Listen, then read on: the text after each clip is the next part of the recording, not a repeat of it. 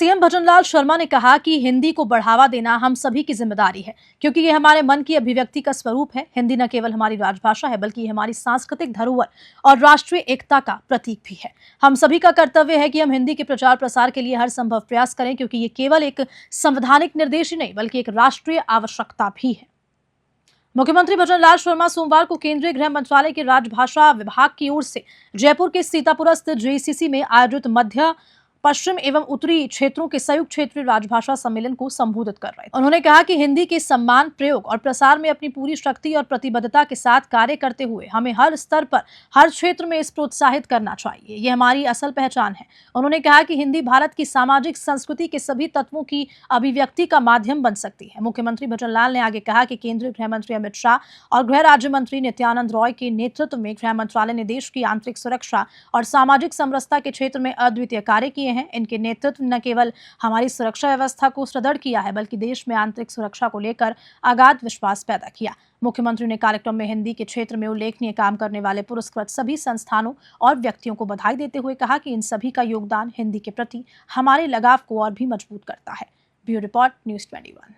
मित्रों, आज राजस्थान की पावन धरती पर मध्य, पश्चिम एवं उत्तरी क्षेत्रों की संयुक्त क्षेत्रीय राजभाषा सम्मेलन के इस महत्वपूर्ण अवसर पर आप सबके बीच उपस्थित होकर मुझे अपार हर्ष हुआ है। वो इसलिए कि हमारी जो भाषा है इसका कोई मोल नहीं है। मैं देश के गृह मंत्री माननीय अमित शाह जी, नित्यानंद जी, गृह राज्य मंत्री के नेतृत्व में गृह मंत्रालय ने देश की आंतरिक सुरक्षा और सामाजिक समरसता के क्षेत्र में जो अद्वितीय कार्य किए हैं, उसके लिए मैं उन्हें विशेष रूप से बधाई देता हूं। उनके कुशल नेतृत्व के ने न केवल हमारी सुरक्षा व्यवस्था को सुदृढ़ किया है, बल्कि देश में आंतरिक सुरक्षा को लेकर विश्वास भी जनता के बीच में पैदा किया है।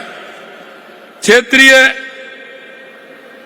राजभाषा के इस सम्मेलन में भारतीय संविधान के अनुच्छेद 343 में उल्लेखित किया गया है कि संघ की राजभाषा हिंदी होगी।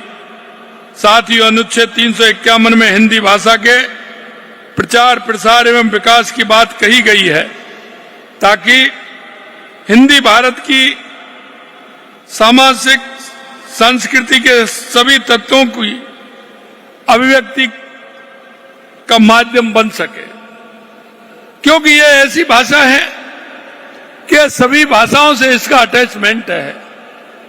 और आपने देखा होगा कि इस भाषा के स्वरूप से अन्य हमारी जो क्षेत्रीय भाषा है उनका भी हिंदी का समावेश उनमें आता है। इसी भावना के अनुरूप केंद्रीय राजभाषा विभाग हिंदी के समुचित विकास के लिए क्षेत्रीय सम्मेलनों का आयोजन करता है, और आज का ये सम्मेलन भी उसी कड़ी का एक हिस्सा है। ये हमारे लिए गौरव की बात है कि इस वित्तीय वर्ष 2024-25 का ये दूसरा सम्मेलन जयपुर में आयोजित किया गया है।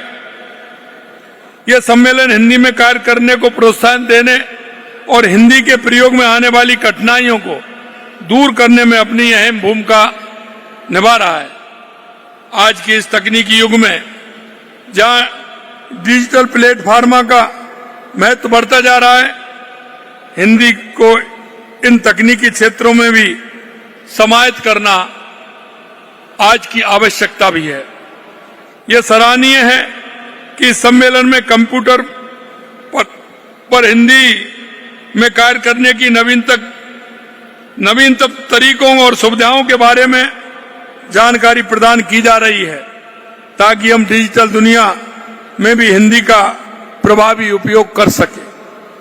इस सम्मेलन में सरकारी कामकाज में हिंदी में सर्वोत्कृष्ट कार्य करने वाले केंद्रीय सरकार के कार्यालयों, राष्ट्रीयकृत बैंकों, सार्वजनिक क्षेत्रों के उपक्रम, नगर राजभाषा कार्यान्वयन समितियों को पुरस्कृत भी किया जा रहा है। आज के इस अवसर पर जिन्हें राजभाषा पुरस्कार से सम्मानित किया गया है, मैं उन सभी को हार्दिक बधाई और शुभकामनाएं देता हूं।